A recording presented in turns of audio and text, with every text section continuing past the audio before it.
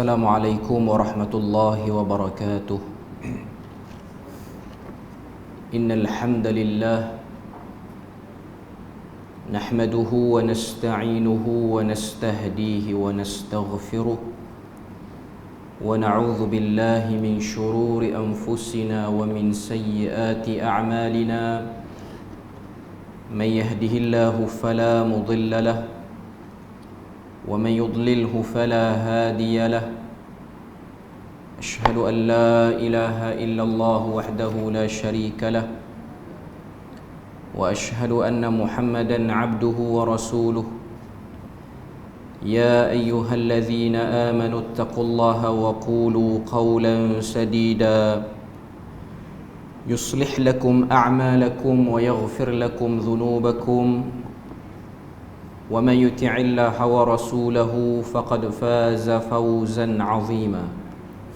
الحمد لله الذي بنعمته تتم الصالحات. ربنا آتنا من لدنك رحمة وهيئ لنا من أمرنا رشدا. اللهم آت نفسي تقواها وزكيها وأنت خير من زكاها أنت وليها ومولاها. Alhamdulillah, syukur pada Allah Azza wa Jal kerana dengan rahmat dan juga limpah kurnia yang Allah Ta'ala berikan, dapat kita bersama pada malam ni menyambung kuliah kita, iaitu perbincangan daripada sebuah buku Khurafat Tahyul dan Mistik di Alam Melayu yang ditulis oleh Al-Fadhil Ustaz Ahmad Zahiruddin Muhammad Zabidi. Dan terakhir kita berhenti pada bab yang ketiga. Bab yang ketiga ni adalah bab yang paling dekat dengan tajuk buku ni. Sebab bab pertama dan bab kedua dia lebih nak sebut kepada kita latar masyarakat yang baru memeluk Islam apabila berinteraksi dengan alam ghaib. Macam mana satu bangsa, satu masyarakat bila mana dia terima Islam, dia nak faham alam ghaib tu macam mana. Sebab dalam agama, benda-benda ghaib ni bukan benda yang ditolak 100%, tapi dia ada garis panduan untuk berinteraksi dengan benda-benda ghaib. Sebab tu kalau kita baca Al-Quran, Allah Ta'ala gariskan, sebut sifat orang bertakwa itu alladzina yu'minuna bil ghaib, iaitu mereka yang beriman dengan benda gaib. Benda gaib ni mudah dalam bahasa Melayu kita nak faham, benda yang tak dapat diakses dengan panca indera kita. Maknanya tak dapat dipahami, tak dapat dibawa masuk dalam makmal untuk dibuat kajian, tak boleh. Sebab dia luar daripada kemampuan dan kebolehan seorang manusia. Mungkin sebahagian panca indera kita boleh rasa, tapi tak dapat nak rasa secara keseluruhan. Macam mana kita rasa kehadiran orang di sebelah kita, orang manusia duduk sebelah kita, salat sebelah kita, tidur sebelah kita. Tapi kehadiran makhluk gaib yang disebut oleh Al-Quran, iaitu daripada jin, ianya ialah satu benda yang sukar untuk kita rungkai. Tak dapat nak trace bentuk dia macam mana, secara umumnya macam mana cara dia bergerak di atas muka bumi ini. Kita cuma berpandukan daripada apa yang disebutkan dalam Al-Quran dan berpandukan daripada apa yang disebut oleh Nabi sallallahu alaihi wasallam. Cuma dalam Al-Quran Allah Ta'ala sebut makhluk ghaib ini huwa yarakum huwa wa qabiluhu min haitsu la tarawnahu. Mereka boleh melihat kamu, mereka dan kelompok mereka. Mereka tu merujuk pada jin. Dia boleh tengok kita daripada berbagai-bagai pecahan jin. Maknanya jin dengan bangsa-bangsa dia. Dalam masa yang sama kita tak boleh tengok dia. Kita tak boleh tengok dia dengan rupa bentuk asal. Rasa mungkin rasa seriau, rasa macam-macam. Tapi dari segi nak tengok clearly, jelas, kita tak dapat buat benda tu. Sebab itu bukan kebolehan kita. Dan itu bukan kepentingan untuk seorang manusia fokus benda tu. Maknanya dalam Al-Quran dia tak gariskan untuk kita ni berinteraksi ataupun cuba rungkai macam mana nak deal dengan makhluk gaib ni. Jadi bab pertama dan bab kedua dia bahas tentang perkara tu, latar masyarakat. Dan Bukan hanya agama Islam yang bercakap tentang benda gaib ni. Agama-agama lain, bangsa-bangsa lain, manusia di mana-mana tempat, mereka ada bahagian bercakap tentang bab benda gaib, ataupun istilah Melayu kita berkaitan dengan hantu ni. Benda tu disebut, benda tu dibincang, dibahas, dipaham, diimani, dipercayai dengan berbagai-bagai kepercayaan. Okay. Sekarang ni kita nak masuk bab yang ketiga ni, iaitu khurafat tahyul mistik di alam Melayu. Jadi penulis hafizahullah taala dia beri dulu definisi 3 perkataan ni. Khurafat, tahyul dan mistik. Lepas pada tu dia akan bahas bagaimana khurafat, tahyul dan mistik ni dia masuk ke dalam masyarakat Melayu, yang mana masyarakat Melayu ni bukanlah mereka menganut agama Islam sebagai agama pertama. Sebelum pada ni, nenek moyang kita ni dia beragama dengan agama lain. Jadi dalam agama lain, dalam Hindu, Buddha, dalam animisme, dinamisme apa semua tu pun ada kepercayaan pada benda gaib. Okay. Jadi apa yang berlaku dengan realiti yang sekarang? Itu yang cuba dibahas oleh penulis. Okay. Kita dah sentuh sebelum ni definisi ni. Tapi dengan sebab kuliah kita ni lama dah tertangguh, saya nak sebut balik. Khurafat itu apa dia? Tahyul itu apa dia, dan mistik itu apa dia.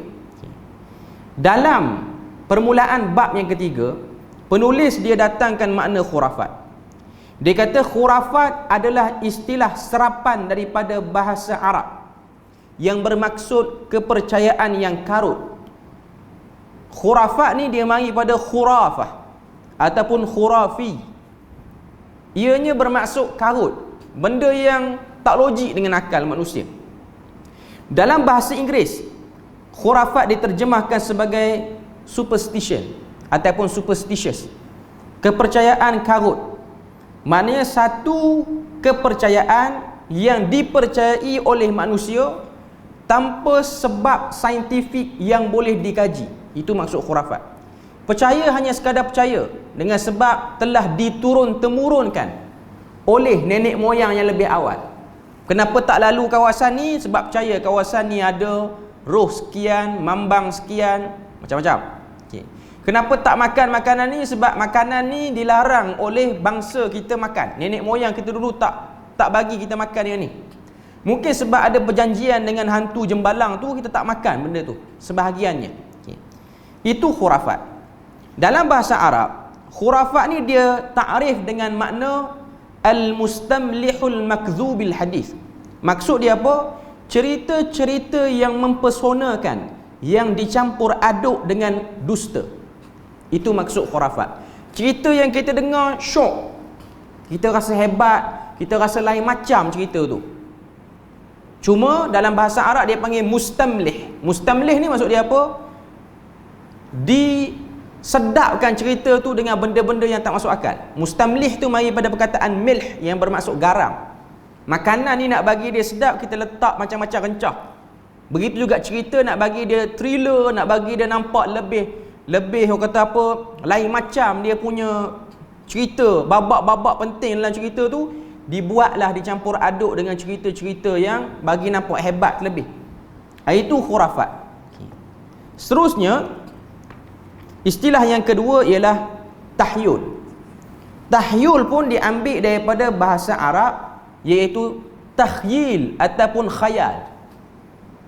Dalam buku ni, muka surat 49, dia kata kalimah tahyul yang juga dieja dengan tahayul ataupun takhayul dalam bahasa Indonesia pada asasnya mempunyai makna yang lebih kurang sama dengan khurafat dalam pelbagai aspek.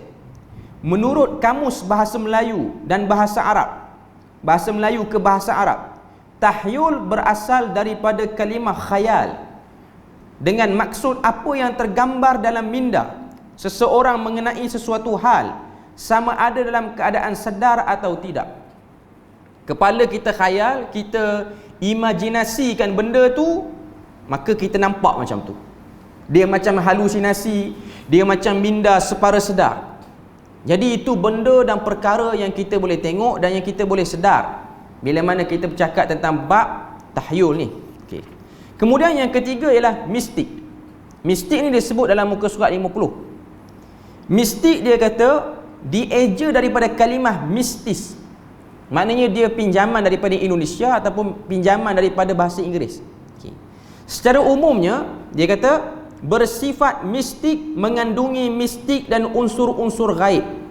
Di kalangan masyarakat Dayak Melayu memang mempercayai sesuatu kaum memiliki kuasa. Mistik pula menurut sumber yang sama, ianya bermaksud suluk, hal-hal berkaitan dengan tasawuf dalam hal agama. Jadi ini ialah makna-makna berkenaan dengan mistik.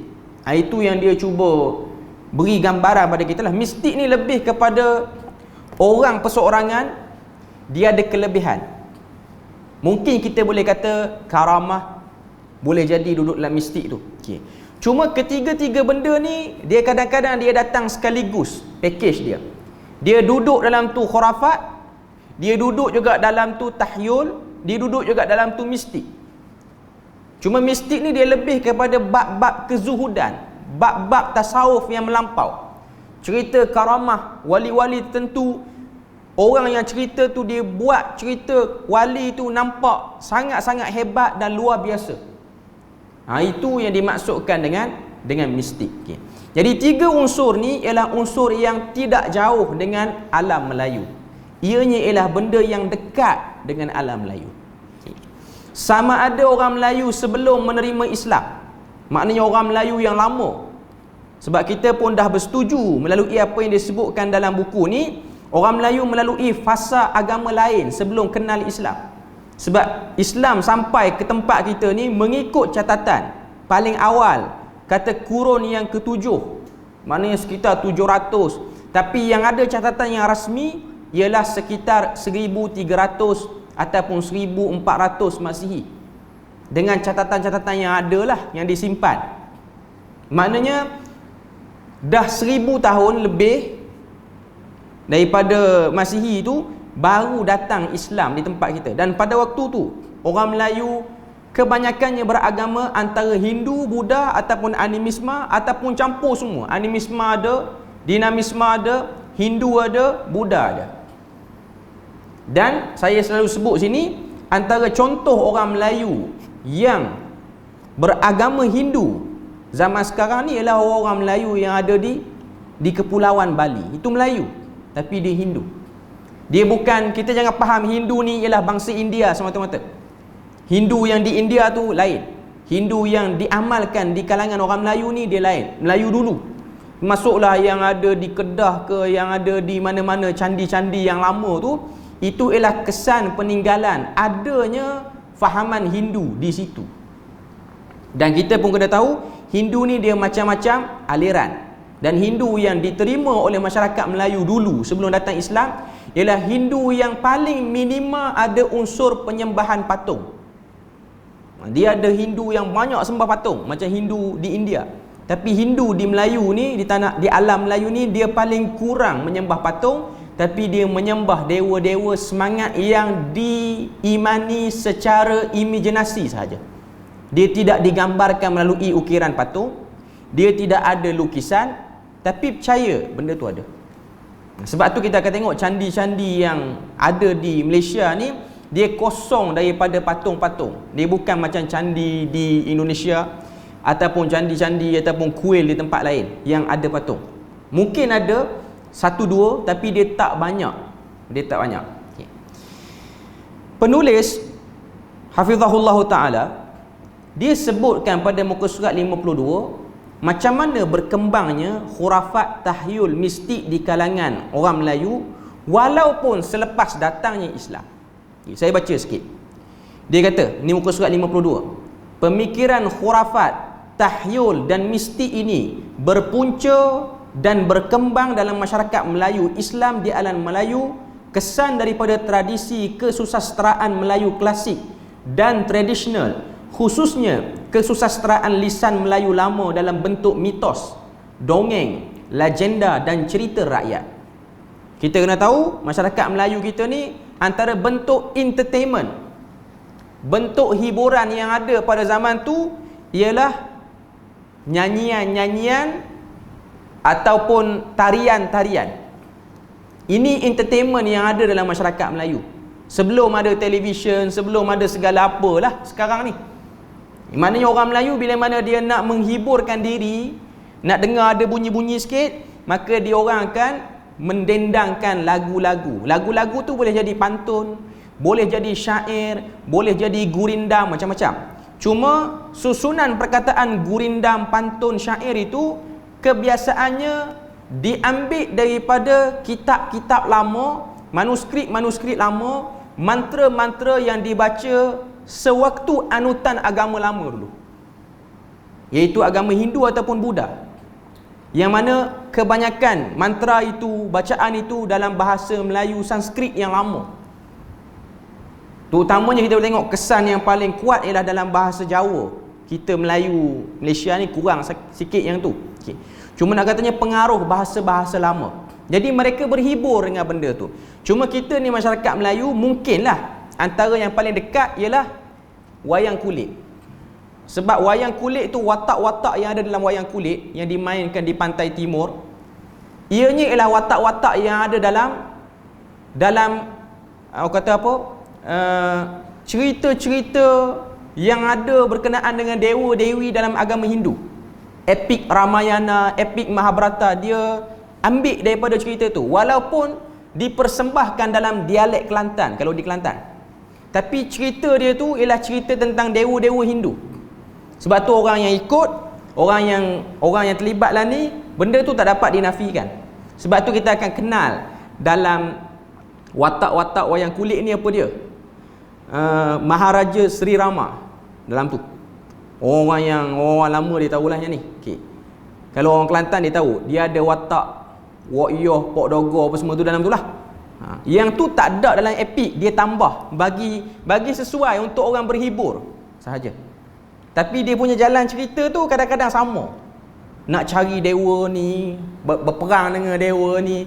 Cuma dia jadi seronok sebab dia dipersembahkan dalam bahasa dialek tempatan. Lepas tu dia diselitkan dengan humor lawak. Dia tak nampak macam unsur keagamaan sangat zaman tu. Zaman sekarang ni pun lah. Okay. Jadi itu kesan dia. Okay. Bila mana datang Islam, benda ni tak dibuang. Mungkin tak dibuang kerana pada pandangan pendakwah pada waktu tu bukan keutamaan. Mungkin pada pandangan pendakwah-pendakwah yang datang ke tanah Melayu pada waktu tu, nak bagi orang Melayu ni dekat dengan Islam, tak boleh pergi serang dekat entertainment tu dulu. Kena masuk ke arah lain. Terutamanya di Pulau Jawa, sampailah ke tempat kita ni. Okay. Ada tempat-tempat yang boleh terima secara drastik. Boleh terima dengan sebab pemerintah tempat tu menggunakan kuasa veto dia, paksa semua rakyat di kawasan tu untuk masuk Islam dan buang semua ajaran-ajaran lama secara total. Dan ada tempat-tempat yang berlakunya sedikit ketegangan. Ini fakta-fakta yang mungkin kita jarang tahu. Sebab kita mungkin belajar dalam buku-buku sejarah di sekolah, bila mana raja-raja Melayu ni, sultan-sultan Melayu ni, dia terima pendakwah daripada negara Arab masuk Islam, dan pendakwah tu kahwin dengan anak raja, anak sultan, maka raja pun berkenan, raja pun suruh semua rakyat masuk Islam. Itu fakta umum. Ada keadaan macam tu. Tapi ada juga gerakan-gerakan yang menentang. Maknanya daripada kalangan rakyat ni rasa macam tak boleh terima bila mana dipaksa untuk tukar agama. Jadi mereka takut kepada tulah raja. Tu istilah dia. Sebab dalam masyarakat Melayu ni dia percaya raja sultan ni dia ada tulah dia. Tulah ni maknanya kalau dia murka, boleh berlaku benda buruk pada kita. Dia bukan murka setakat marah biasa. Maknanya kalau raja tu sumpah, kita akan tengok sumpahan tu realiti berlaku. Sumpahan tu boleh berlaku secara realiti. Walaupun raja tu digambarkan orang yang sangat zalim, orang yang kalau dia berkenan dengan perempuan dalam kampung tu dia ambil walaupun isteri orang, tapi suami tak boleh buat apa sebab takut pada tulah. Itu kesan pada agama lama. Dalam Islam dia tak ada yang tu. Cuma orang-orang yang tak setuju dengan masuk Islam secara drastik ni, mereka ada kepercayaan, rasa raja tu ada tulah, ada berkat lah istilah dia, ada karamah lah. Jadi diorang tidaklah menunjukkan untuk tak terima Islam secara drastik. Mereka masuk Islam, tapi mereka ubah ajaran-ajaran lama yang ada pada agama lama tu bagi selari dengan Islam. Jadi cerita-cerita dongeng ditukar watak nama Arab, ataupun wataknya nama-nama yang dekat dengan orang-orang Islam, nama Fatimah ke, nama Ali ke, apa-apa semualah. Okey. Jadi itu benda dan perkara yang berlaku yang nak digambarkan. Jadi pemikiran khurafat, tahyul dan mistik ni walaupun dah Islam, dia masih lagi masuk. Sebabnya macam yang saya sebut tadi lah. Sebab pendakwah tidak melihat ia sebagai perkara utama untuk diberi perhatian. Sebab bagi pendakwah tu mungkin bagi dia orang syahadah je dulu. Jangan bagi lagi dia orang tukar semua. Sebab itu hikmah pada waktu tu kot. Itu mungkin antara dakwah yang bil hikmah pada zaman tu. Okey. Tapi lama kelamaan bila mana tidak ada penentangan dan penjelasan, maka orang-orang yang datang lepas pada tu, generasi yang hidup lepas pada tu, dia dah Islam. Contoh, Tok Wan dia convert daripada Buddha jadi Islam. Jadi Tok Wan dia masih ada lagi amalan-amalan Buddha lama walaupun dah masuk Islam. Tapi Tok Wan dia tak tahu yang tu ialah tak betul. Dia pun tak sempat pergi jumpa mana-mana ustaz mana-mana tok syekh mana untuk clarify balik amalan tu boleh buat ke ataupun tidak. Okay. Jadi akhirnya dia pun sampaikan pada anak dia, cucu dia, dan anak dan cucu pun tak clarify benda tu. Akhirnya dia orang nampak ia bahagian daripada Islam. Itu antara sebabnya. Tak semua, tapi sebahagian. Pada waktu tu tak ada lagi orang Melayu pergi belajar sampai ke tanah Arab, kurang lagi. Jadi dia punya pendedahan tu sangat-sangat kurang, berbeza dengan zaman sekarang. Okay. Jadi pada bahagian ni penulis hafizahullah taala dia senaraikan dua sebab utama khurafat, tahyul, mistik tak boleh berpisah pada masyarakat Melayu walaupun sudah Islam. Dia sebut pada muka surat yang ke-55 kerana dua perkara. Yang pertama, bila mana ada hajat yang mahu diperolehi, maknanya dia berajak, dia nak menega, dia nak orang kata apa, bermusafir, dia nak kahwin dengan mana-mana perempuan. Jadi dia nak berikhtiar supaya pilihan yang dia buat tu betul, maka dia telah berikhtiar dengan cara-cara yang ada unsur tahyul, mistik dan khurafat ni. Contohnya dalam perkahwinan. Kahwin tu bagus, bahagian pada syariat, tapi dia ada sebahagian orang sebelum kahwin ni dia ada buat ramalan raksi dulu. Istilah dia raksi lah, saya tak pasti dalam bahasa Melayu tempat kita ni orang panggil apa, tapi nak tengok serasi ataupun tidak pasangan yang bakal kahwin tu, dia buat ramalan raksi dia. Ilmu-ilmu abjad, nama pengantin perempuan, nama pengantin lelaki diletakkan sekali, lepas tu dikira dengan perhitungan ilmu abjad, yang mana ilmu abjad tu ialah ilmu menujum dan bahagian pada sihir pun. Tapi dengan sebab yang buat tu ialah daripada kalangan orang-orang yang ada pengaruh, orang-orang yang ada kedudukan, jadi orang tak nampak. Memang tak dapat dinafikan, walaupun benda ni saya sebut ada orang marah, tapi ianya ialah realiti. Ritual-ritual ni, ritual nak tengok pengantin tu tahan lama tak tahan lama, ritual nak tengok anak ni macam mana, ianya dilakukan oleh orang-orang agama, iaitu ustaz, imam ataupun mufti pun barangkali. Sebab kalau kita tengok dulu ada satu kerabat kesultanan lama lah, dalam benda ni didokumentasi dalam sejarah. Okay. Saya tak nak sebutlah kerabat raja mana. Okay. Bila mana dia nak tabalkan sultan baru di negeri dia, dia akan letak ataupun dia akan arak sultan tu di atas satu perahu kapal. Dia perahu tu besar, bentuk dia macam kapal, dia bukan jong macam kapal yang besar tu, tapi perahu tu bentuk dia bentuk seekor burung. Burung tu nama dia burung petala indra. Tuan-tuan boleh tengok, cari dalam buku sejarah mana-mana. Okay. Cuma sebelum raja tu ditabalkan, dia akan ada amalan mandi sekian, sultan tu lah mandi di sungai sekian, dan yang akan memimpin perarakan tu, doa selamat tu dibaca oleh mufti di negeri tu. Jadi mufti bertindak sebagai orang yang membereskan ritual tu berjalan. Sekarang ni tak ada lah amalan tu. Dulu sebab benda ni letak dalam muzium negeri, muzium negara pun ada. Maknanya ini ialah amalan-amalan kesan yang lama yang masih lagi ada. Maknanya benda tu dibuat oleh orang agama, tu yang menyebabkan masyarakat tak rasa benda tu salah. Okey. Jadi bila mana ada hajat atas nama ikhtiar, orang Melayu kita yang dah Islam pada zaman dulu, zaman lampau, zaman-zaman yang baru lagi orang Melayu kita ni jadi Islam, mereka akan buat cara tu. Maknanya nak kahwin ada raksinya, lepas pada tu nak menega ada tilik sikit. Tapi tilik tu dia tak nampak sebagai tilik sihir, sebab tilik tu dibuat oleh orang agama. Okey. Yang kedua, yang ni yang paling kuat dan yang paling dekat sampai ke zaman sekarang. Bila mana sakit dan tak tahu dah nak berubat dengan siapa, maka dia akan tergelincir di sini. Untuk berubat atas nama ikhtiar, sama ada penyakit bersifat mistik ataupun penyakit batin, atau sakit-sakit yang kronik, sakit-sakit yang boleh didiagnos di hospital seperti kanser dan apa-apa saja, pun pilih untuk berubat dengan cara yang tidak syar'i. Sebahagian panggil berubat kampung. Berubat kampung ni ada dua jenis sebenarnya tuan-tuan. Berubat kampung dengan guna jin, guna sihir. Sihir lah kita panggil. Yang kedua ialah guna herba. Yang tu tak panggil sihir. Orang Melayu kita memang ada kelebihan dalam bab mengenali pokok ni sesuai untuk ubat apa. Herbalis, pengetahuan seorang herbalis. Dia tak guna sihir apa. Dia macam zaman Nabi, bila mana ada satu orang tabib. Tabib ni kita kira orang yang pandai berubat lah. Harith bin Kaladah. Dia tak masuk Islam. Dia kafir. Tapi nak dapatkan konsult herba apa yang elok untuk penyakit ni, sahabat-sahabat yang Muslim, sahabat-sahabat Islam ni, sahabat Nabi ni, mereka pergi jumpa Harith bin Kaladah. Sebab dia tahu ini herba. Macam kita lah, masyarakat Melayu kita ni, kalau tak orang tu Melayu, dia orang Cina, kita panggil singsir. Kedai-kedai herba ni pergi.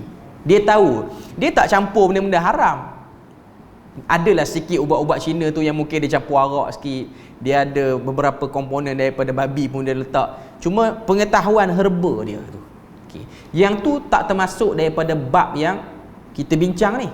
Yang masuk bab kita bincang ni, bila mana berubat, dia seru mambang tu, mambang ni. Dalam masa yang sama, herba pun ada sekali kat depan. Contoh dalam isu mandi bunga, saya dah sebut sebelum ni. Mandi bunga, kalau setakat mandi bunga saja, tak ada isu. Tak ada apa-apa bacaan pun.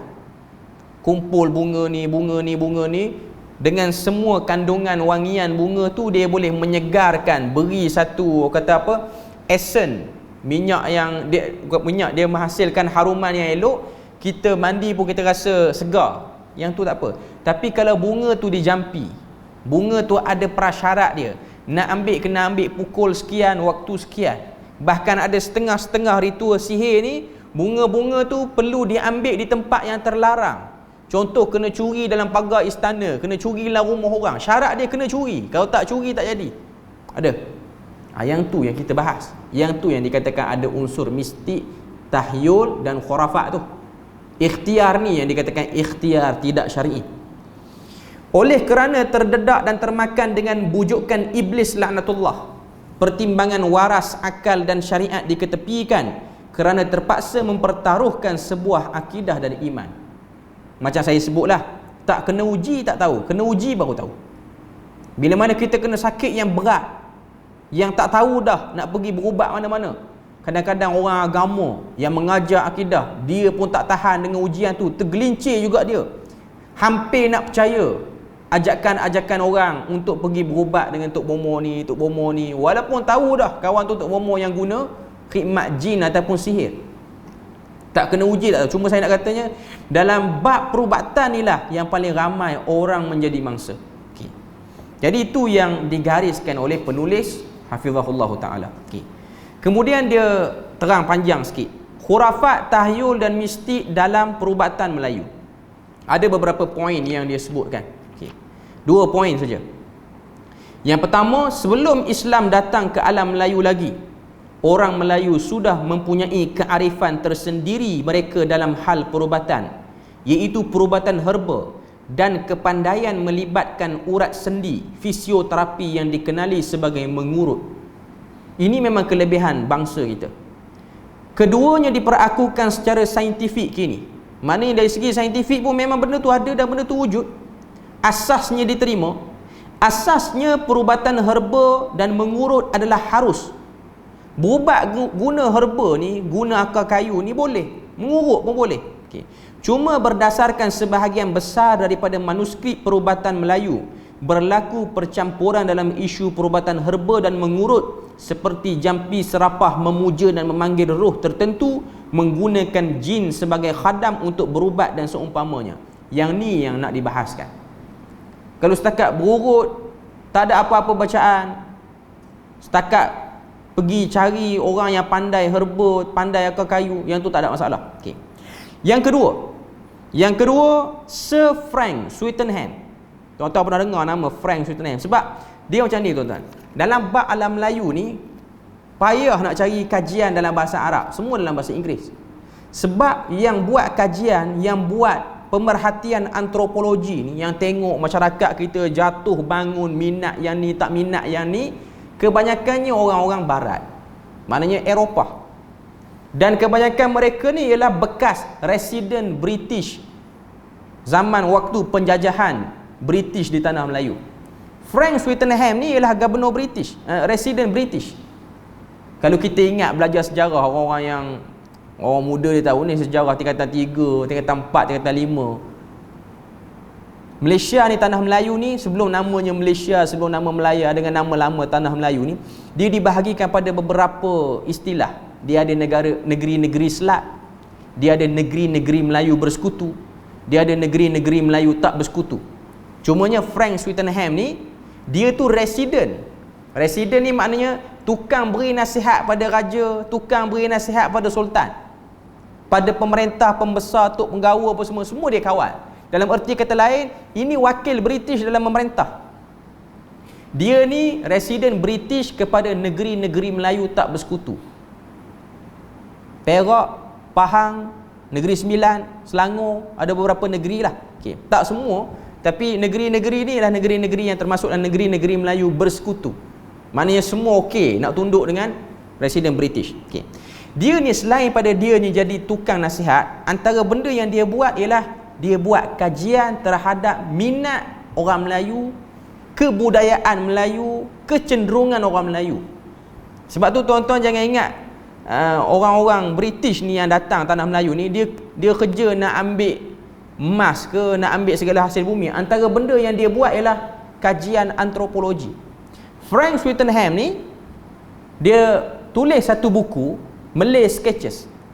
Buku tu dia kaji pandangan dia, berapa belah tahun dia duduk jadi resident British ni, dia tengok lama apa orang Melayu minat. Antara minat orang Melayu ni ialah bab perubatan yang ada unsur perbomohan, superstitious tu lah. Walaupun British, dia tak terlibat dalam bab tu, cuma dia suka tengok orang Melayu duduk dalam bab tu. Sebab apa? Duduknya orang Melayu dalam perubatan-perubatan yang tak betul ni, berubat cara salah ni, main jin, main apa ni, melambatkan dia orang untuk faham agama dengan wajah yang tulen. Itu dia.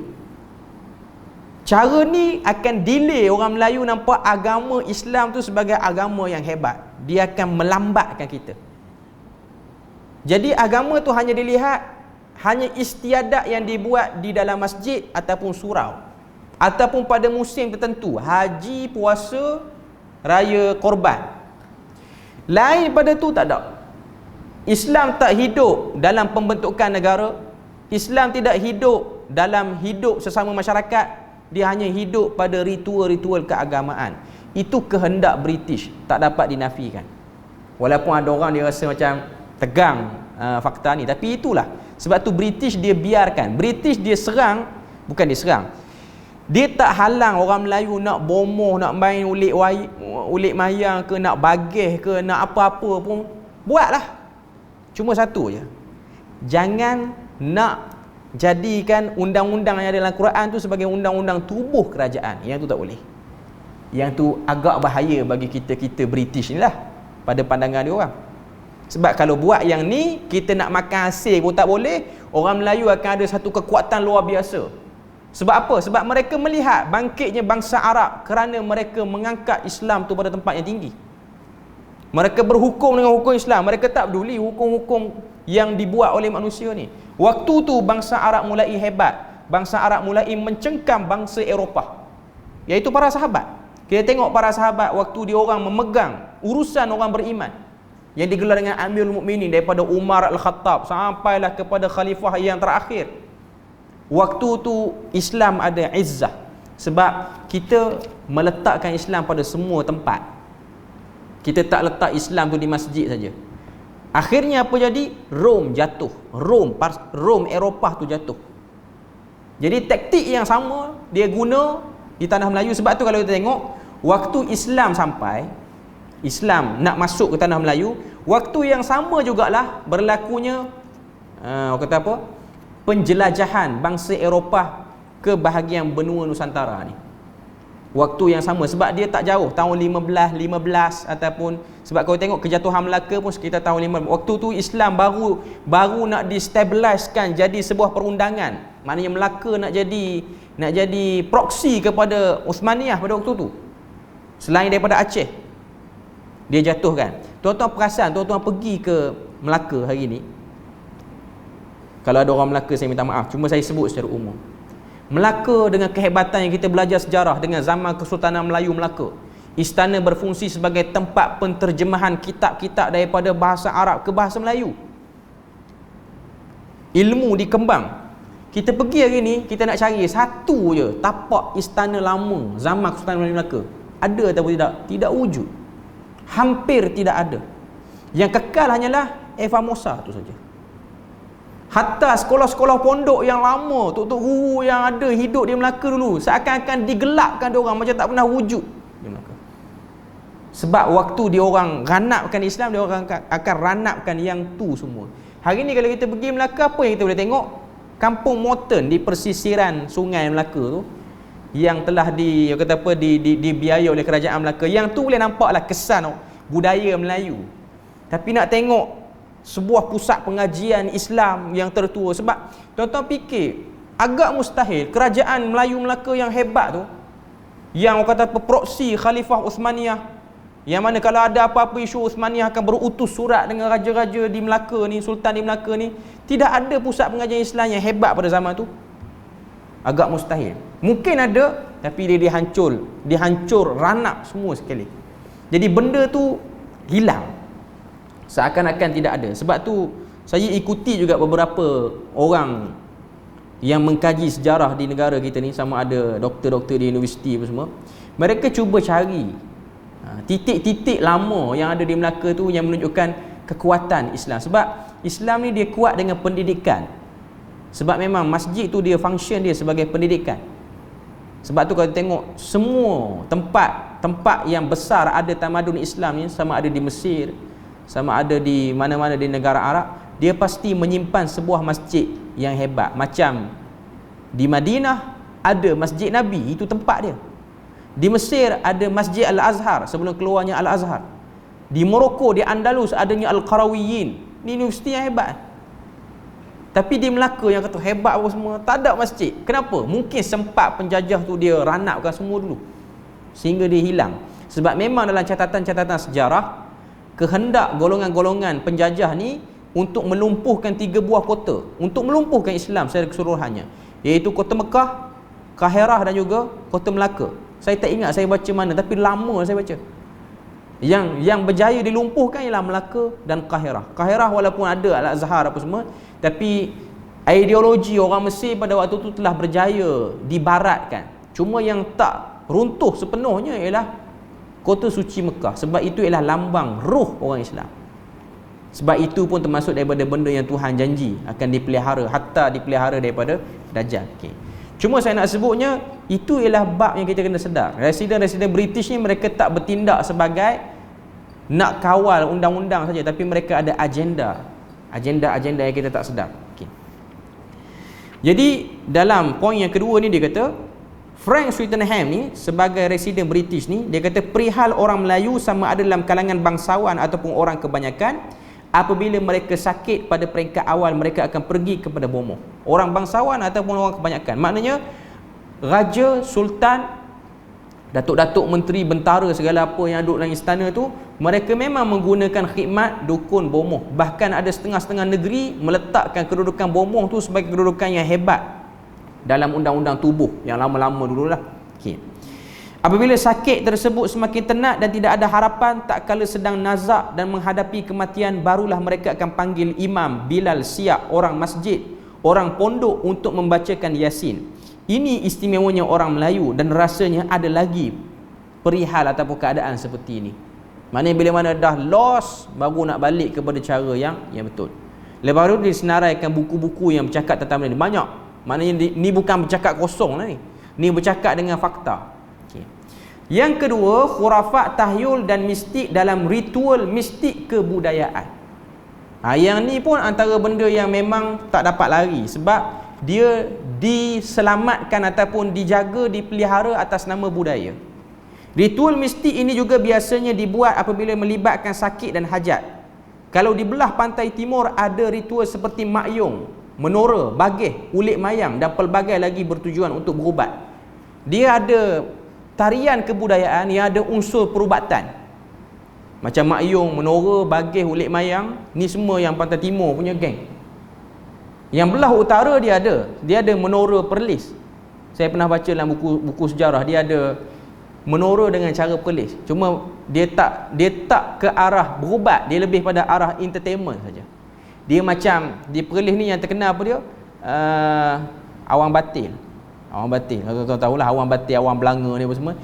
Yang tu lebih pada nak seronok jelah. Tapi waktu nak buka panggung tu nak kena perasap, nak kena ada macam-macam jugaklah. Dia ada unsur-unsur tu. Maknanya unsur-unsur tu tak dapat dipisahkan. Maknanya unsur kebudayaan memang ada. Nak buka panggung wayang kulit, nak buka panggung menora, nak buka panggung bageh. Bageh ni bahkan ada, bageh ni saya rasa masih lagi diamalkan oleh sebahagian orang-orang pendalaman di Kelantan apa semua, dia orang masih buat lagi sebagai rawatan alternatif. Nampak macam teruk sangat, dia akan buat upacara bageh ni sampai 7 hari 7 malam. Dan ada kata apa, jamuan-jamuan, ada istilah-istilah yang agak pelik lah, yang menunjukkan kepada kita kuatnya unsur perubatan dengan cara tu. Tapi poinnya dia berubat dengan cara entertain, sebab dalam tu dia ada unsur alat-alat muzik apa semua. Dia macam yang tengah heboh sekarang ni, cerita apa yang orang duk tengok di panggung wayang, KKN tari apa lah, yang sampai ada orang aku kata apa, kena rasuk apa semua, sebab dia adaptasi daripada mantra yang asal. Saya tak menolak lah benda tu orang boleh jadi kerasukan apa semua, sebab saya tak tengok pun cerita tu. Cuma orang kata dia ambil jampi serapah tu yang exactly nak panggil hantu tu yang sama, bukan dia ejah kiri kanan apa semua. Jadi panggung wayang tu tempat yang mengarut dah. Lepas tu tengok cerita tu, rasuk pula kawan tu. Jadi orang terganggu lah. Cuma nak katanya, ia benda yang by realitinya ada dan wujud, tak dapat dinafikan. Perkara tu memang wujud. Okey. Seterusnya, khurafat, tahyul dan mistik dalam mitos dan legenda. Mitos dan legenda ni dia lebih pada cerita. Cerita yang berunsur pendidikan, yang ada unsur pendidikan. Contohnya cerita-cerita macam si luncai dengan labunya.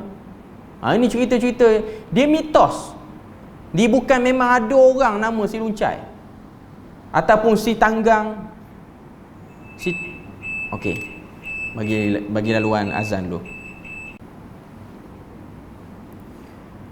Okey, saya nak sebut sikit lagi tadi berkenaan dengan mitos dan legenda. Mitos, legenda ni dia lebih pada cerita yang ada unsur pendidikan. Cerita-cerita yang ada nilai-nilai murni yang ingin disampaikan. Contoh macam si luncai ke, contoh macam dia cerita-cerita dongeng, kita sebut sebagai cerita dongeng. Cerita Pak Pandi ke apa semua. Okey. Yang ni kita sebut sebagai khurafat. Entah ada ataupun tak tahulah. Macam si tanggang yang disumpah jadi batu tu. Si tanggang ni dia ada dua version. Orang Melayu Malaysia dia kata si tanggang. Orang Minangkabau dia kata Malim Kundang. Saya pernah pergi ke Padang, Indonesia ni, Padang Sumatera. Bila mana kita nak landing, turun di airport Minangkabau tu, dia duduk di pesisir pantai tu, dia ada macam satu batu, bentuk dia exactly macam orang. Macam tuan-tuan tengok batu yang terbina dalam gua apa semua tu. Okay. Jadi orang-orang Minang ni dia percaya maling kundang tu ialah realiti sebab batu tu wujud. Wallahu a'lam, tapi dia masih lagi duduk dalam mitos lah. Dia mitos. Mitos ni maknanya pembawa sanak cerita tu tak tahu siapa. Kita pun tak tahu. Tiba-tiba cerita tu dah diwarisi sekian demi sekian, sekian demi sekian. Cuma nak katanya dia ada unsur pendidikan, nilai moral. Dia lebih kepada yang tu. Dia tak ada unsur jin apa sangat. Yang jin apa semua ni dia banyak pada unsur perubatan. Dan juga sedikit unsur entertainment tu, iaitu kebudayaan, tarian-tarian yang merupakan ikhtiar pada perubatan. Okay. Jadi itu 3 perkara yang disentuh pada bab yang ketiga pada malam ni. InsyaAllah minggu depan kita akan masuk khurafat, tahyul dan mistik dalam kepercayaan hantu. Sebab bangsa Melayu ni antara bangsa yang juga ada silibus hantu yang tersendiri. Saya guna perkataan tu lah sebab kita ada macam-macam jenis hantu lah. Kita ada hantu pocong ada, kita ada macam-macam hantu kubur ada, hantu penanggal ada. Penanggal ni kita sebelah Semenanjung panggil penanggal, sebelah Sabah dia panggil apa? Balan-balan yang keluar urat perut je. Okay. Cuma nak katanya kita ada banyak hantu. Cuma saya teringat lah ada orang ni just gurau je lah orang kata. Antara hantu-hantu yang ada di dunia ni, hantu dalam kepercayaan orang Melayu lah yang paling zuhud sebab semua pakai baju buruk. Hantu Mak Saleh pakai kot, hantu Cina pakai jubah elok lah sikit. Okay, hantu Melayu ni memang kau tuan-tuan tengok langsung baju kesian lah langsung. Hantu dia tak ada baju yang elok sikit, rambut pun tak bersikat apa semua. Okay. Cuma nak katanya hantu-hantu yang handsome ni duduk pada bangsa lain. Hantu yang paling zuhud, yang paling tawaduk ialah hantu dalam bangsa Melayu. Tapi yang ngeri tetap Melayu lah. Yang paling ngeri, yang paling thriller, yang cari mangsa lain macam. Okay.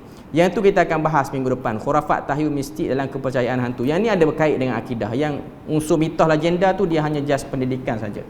Wallahu a'lam. Moga Allah Ta'ala beri pada kita rahmat dan berkat. Subhanakallahumma wa bihamdik asyhadu an la ilaha illa anta wa astaghfiruka wa atubu ilaik. Wassalamualaikum warahmatullahi wabarakatuh.